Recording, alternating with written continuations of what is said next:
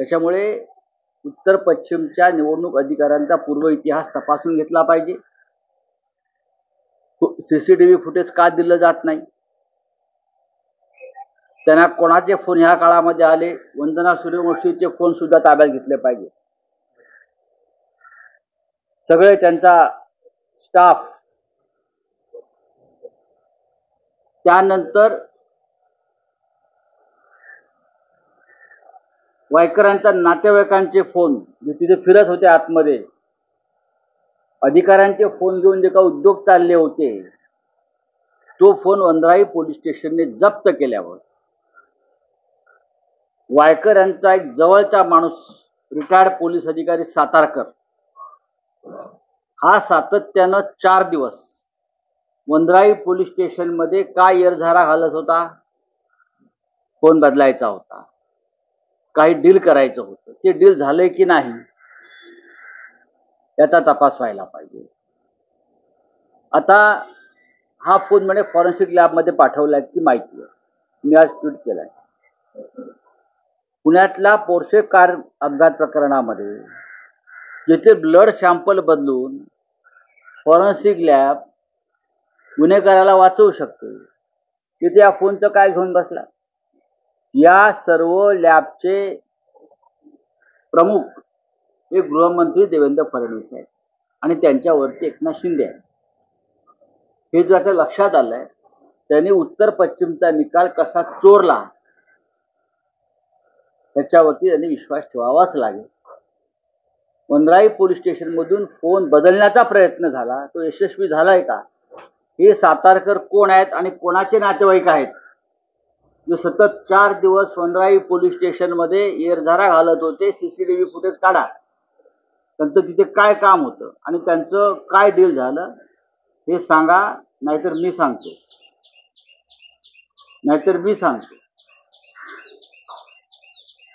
माझी मागणी आहे, हा संपूर्ण निकाल अत्यंत रहस्यमय आणि संशयास्पद आहे. त्याच्यामुळे रवींद्र वायकर यांना लोकसभा सदस्यत्वाची शपथ घेण्यापासून थांबवलं पाहिजे निवडणूक आयोगाने. जोपर्यंत याची पूर्ण शहनिशा होत नाही, संशय दूर होत नाही, तोपर्यंत रवींद्र वायकर यांना लोकसभेच्या सदस्यत्वाची शपथ घेण्यापासून थांबवणं हीच लोकशाही आहे. ही लोकशाहीचे संकेत आहे. चोरून ज्याने विजय मिळवला तो लोकसभेत जाऊन शपथ घेणार. अशा प्रकारचे या देशामध्ये किमान 45 निकाल लावण्यात आलेले आणि अशाच निकालांवर भारतीय जनता पक्ष विजयी झालेला.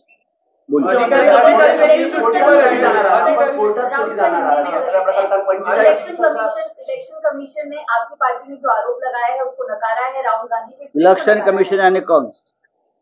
बीजेपी की एक्सटेंडेड ब्रांच.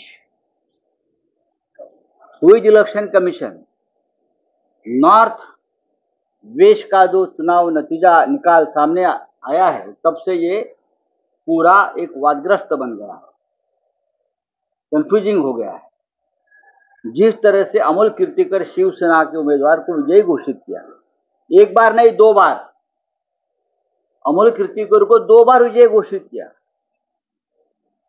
फिर रिटर्निंग ऑफिसर वंदना सूर्यवंशी को किसी का फोन आता है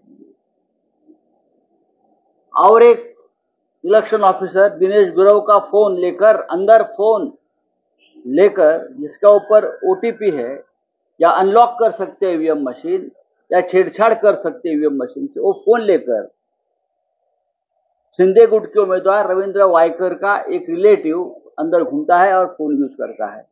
सीसीटीवी फुटेज पे दिख रहा है। और वंदना सूर्यवंशी ने ऑब्जेक्शन नहीं लिया है, अब उनके ऊपर एफआईआर लॉन्च किया। अब ये फोन उनको विजय घोषित किया वायकर को, टोटली इलीगल। वो हारा हुआ आदमी है। अब वो फोन जब्त किया है हमारे दबाव के बाद। अब वंद्राई पुलिस स्टेशन से वो फोन बदलने की कोशिश चल रही थी 4 दिन से। मेरी जानकारी है वहां के जो पुलिस अफसर है, राजभर उनको छुट्टी पर भेज दिया क्योंकि वो जांच कर रहे थे, कोई नया अफसर लाके अपना रखा है। कोई सातारकर नाम का एक रिटायर्ड पुलिस ऑफिसर जो वायकर के रिश्ते में है, वो वहां 4 दिन से कुछ डील कर रहा था वनराई पुलिस स्टेशन में। ये इस देश का ऐसा चुनाव का निर्णय है कि देश में ऐसे कितने चुनाव क्षेत्र में इस प्रकार से जो 100 या 1000 के दायरे में हार जीत हुई है, वो सभी क्षेत्र में उस प्रकार से चुनाव के नतीजे अपने कब्जे में लेने की कोशिश हुई है प्रशासन के माध्यम से। और मुंबई का नॉर्थ वेस्ट का चुनाव परिणाम उसका एक ज्वलंत उदाहरण है, किस प्रकार से चोरी मारी लूटमार की गई। मुख्यमंत्र्यांचं म्हणणं आहे की जिथं निवडून आले तिथं मशीन आमचा हा आरोप नाही, आम्ही हा आरोप केलेला नाही, नॉर्थ वेस्ट संदर्भातलाच हा आरोप आहे। नॉर्थ वेस्ट जिथे कीर्तिकरांना विजयी घोषित करण्यात आले 2 वेळा आणि तिसऱ्या वेळेला रिजेक्टेड पोस्टल बॅलेटचे मतगणना बेकायदेशीरपणे मोजून त्यांना विजयी घोषित करण्यात आलं शिंदे गटाच्या उम्मीदवाराला। हमारी ये मांग है कि रविंद्र वायकर को जो घोषित किया है विजयी, उसको लोकसभा की सदस्यत्व की शपथ लेने से रोकना चाहिए। तो सीएम शिंदे ने कहा है कि ये सब अपोजिशन की स्ट्रैटेजी है। ये क्या स्ट्रैटेजी है?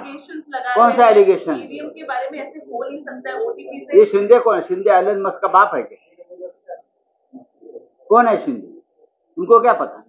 पैसे की बात करो, मैंने कितना पैसा बांटा है चुनाव जीतने के लिए, उसका ऊपर मैं उससे डिबेट करूंगा। नासिक में कितना बांटा है, मुंबई में कितना बांटा है, पैसे खोखे की बात करो, टेक्निकल बात आप मत करिए, खोखे की बात करो।